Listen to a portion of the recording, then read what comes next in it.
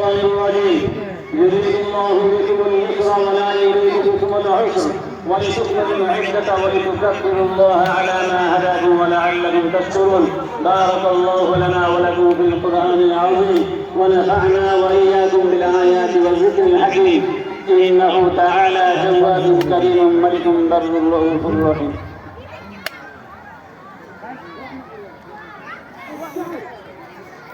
ভাই নামাজ পড়ছেন? الحمد لله نحمده ونستعينه ونستغفره ونؤمن به ونتوكل عليه ونعوذ بالله من شرور انفسنا ومن سيئات اعمالنا. من يهده الله فلا مضل له ومن يضلله فلا هادي له. ونشهد ان لا اله الا الله وحده لا شريك له ونشهد ان سيدنا ومولانا محمدا عبده ورسوله صلى الله عليه وعلى اله وصحبه وسلم. اما بعد اعوذ بالله من الشيطان الرجيم. ان الله وملائكته يصلون على النبي يا ايها الذين امنوا صلوا عليه وسلموا تسليما. اللهم صل على محمد عبدك ورسولك وصل على المؤمنين والمؤمنات والمسلمين والمسلمات وبارك على محمد وازواجه وذريته. قال النبي صلى الله عليه وسلم ارحم امتي بامتي ابو بكر واشده في امر الله عمر واصدقهم حياء عثمان واقضاهم علي وفاطمه سيده نساء اهل الجنه والحسن والحسين سيدا شباب اهل الجنه وحمزه اسد الله واسد رسوله. اللهم اغفر للعباس وولده مغفره ظاهره وباطنه لا تغادر ذنبا. الله في اصحابي لا تتخذوهم غرضا من بعدي فمن احبه فبحبي احبهم ومن ابغضه فببغضي ابغضهم وخير القرون قرني ثم الذين يلونهم ثم الذين يلونهم. اللهم ايد الاسلام وانصاره واذل الشرك واشراره. اللهم وفقنا لما تحب وترضى واجعل اخرتنا خيرا من الاولى. اللهم انصر من نصر دين محمد صلى الله عليه وسلم. اذكركم واشكروا لي ولا تشكروا. ভাই যাদের নাম প্রথমে বলা হয়েছিল আমরা কাতারের মধ্যে যাই। মসজিদ কালেকশন তহিদুদ্দিন শেখ কাতার নাম্বার 5 মসজিদ কালেকশন নূর মোহাম্মদ। এদের সঙ্গে যারা যে যত দান করবে আমরা পয়সাগুলা কালেকশন করে নিই। তাই 70% মানুষ হয়তো চলে গেছি, 30% এখনো দোয়া হয় নাই।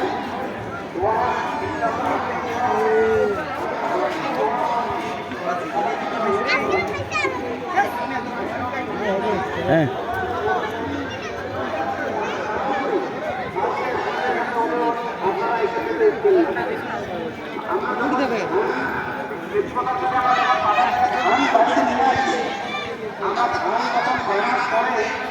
যখন আমরা সফল করি আমরা দেখতে পাই যে পাতানের স্থানটা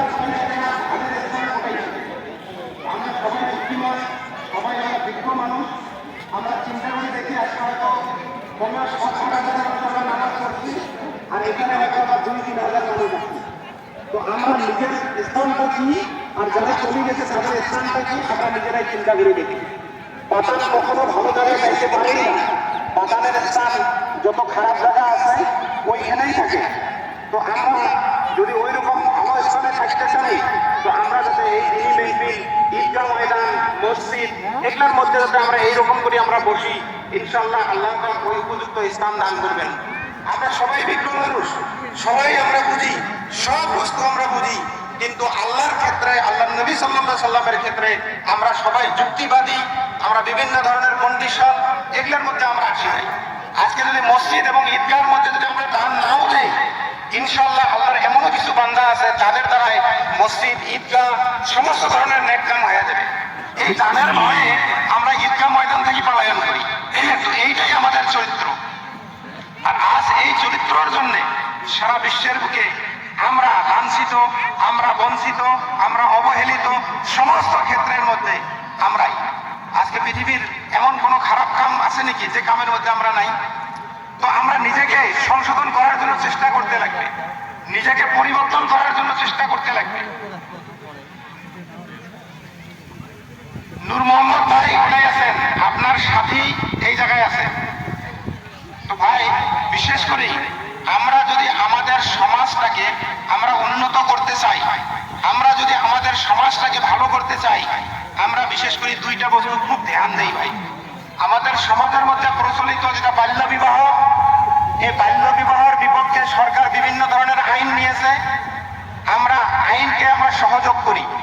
আমরা যদি কেউ বাল্য বিবাহ করাই না, আমাদের সমাজ থেকে বাল্য বিবাহ দূর করার জন্য আমাদের সমাজের যত গাঁওগুড়া আছে, এডিবির সেক্রেটারি আছে, মসজিদের ইমাম আছে, মুয়াজ্জিন আছে এবং সমাজে যারা মুরব্বী মানুষ আছে, আমরা সবাই একত্রিত হয়ে সমাজ থেকে যাতে আমরা বাল্য বিবাহকে আমরা হাটিয়ে দিই।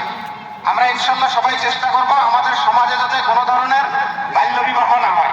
এই বাল্য বিবাহের দ্বারাই ছেলে এবং মেয়ে এবং গার্জিয়ান তিন ব্যক্তিরে বিভিন্ন ধরনের প্রবলেমের সৃষ্টি হয়, তাদের সাংসারিক জীবন নষ্ট হয়ে যায়। গতিকে আমরা চেষ্টা করব আমাদের সমাজের মধ্যে যাতে কোনো ধরনের বাল্য বিবাহ না হয়। আর বিশেষ করে আমাদের সমাজের মধ্যে নেশা, ড্রাগস, অ্যালকোহল, এই বিভিন্ন ধরনের আমাদের ইয়ং ছেলেগুলো আসক্ত হইতেছেন। তো আমরা এর মধ্যে সবাই সহযোগ করি, আমরা বিভিন্ন মুরব্বীদের সহযোগ করি, আমরা যারা ইয়ং সমাজে যারা দেখভাল করে তাদেরকে আমরা সহযোগ করি যাতে ড্রাগস এবং অ্যালকোহল আমরা সমাজ থেকে বন্ধ করতে পারি। আর যাদেরকে আমরা করতে পারি না, আমরা যাতে আইনের সাহায্য নিয়ে হইলেও আমরা যাতে সমাজ থেকে ড্রাগস এবং অ্যালকোহলকে আমরা দূর করতে পারি। আর একটা বিশেষ ঘোষণা, আমরা হয়তো আগামী একটা মিটিংয়ে আমরা ডিক্লারেশন দেব, কোনো ব্যক্তি যদি ড্রাগস আসক্ত এবং অ্যালকোহল আসক্ত হয়ে মৃত্যুবরণ করে, তাকে আমরা কবরস্থানে তাকে কোনো ধরনের জায়গা দেওয়া হবে না। যদি কোনো ব্যক্তি ড্রাগস আসক্ত এবং অ্যালকোহল আসক্ত হয়ে যদি মৃত্যুবরণ করে, সে ব্যক্তিকে রাজহুয়া কবরস্থানে কোনো ধরনের কবরের জন্য জায়গা দেওয়া হবে না। এই কথাটা আমরা সবাই খেয়াল রাখি ভাই।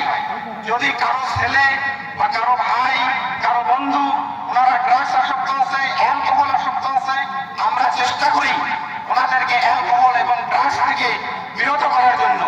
যদি না মানে আমরা আজকাল বিভিন্ন ধরনের আইন কানুন আছে, প্রশাসন আছে, তাদেরকে আমরা সাথ দেই এবং তাদেরকে এই সংকটময় জীবন থেকে আমরা রক্ষা করি। আর যদি আমরা জানার পরেও না করি, আর যদি সেটা মৃত্যুবরণ করে, আমরা যদি কমিটি জানি যে উনি ড্রাগস আসক্ত হয়ে মৃত্যুবরণ করছেন বা অ্যালকোহল আসক্ত হয়ে মৃত্যুবরণ করছেন, ওনাকে রাজহুয়া কবরস্থানে কোনো ধরনের জায়গা দেওয়া হবে না। গতিকে আমরা এই বস্তুটা সবাই আমরা ইনশাল্লাহ ধ্যান দেই। এবার ইমাম সাহেব কিছু দিনী সম্পর্কে কথা বলবে, আমরা দিনী কথা শুনি ইনশাল্লাহ। আল্লাহ আমাদেরকে শোনা এবং আমল করার তৌফিক দান করুক।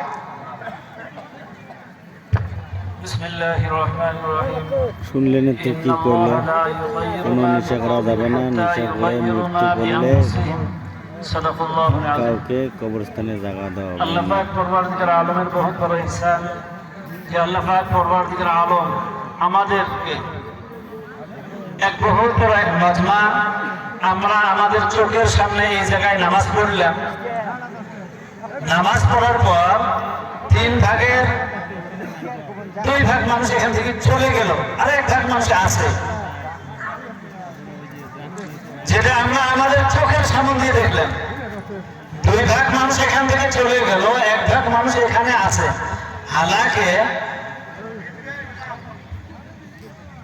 লাস্টে যে একটা মোনাজাত হবে, দোয়া হবে, সবার কল্যাণের জন্য দোয়া হবে। আমাদের এতটুকু ভরক্ষেপ নাই যে আমি কল্যাণ চাই, আমি সংশোধন চাই। আল্লাহ পাক পরওয়ারদিগার আলম কোরআনে কারীমের মধ্যে বলেছেন, ইন্নাল্লাহা লা ইউগাইয়িরু মা বিকওমিন, আল্লাহ তাআলা কোন কওমকে, কোন ব্যক্তিকে ওই সময় পর্যন্ত পরিবর্তন করেন না যতক্ষণ পর্যন্ত সে নিজে পরিবর্তন চায় না। ওই সময় পর্যন্ত কোন মানুষ পরিবর্তন হতে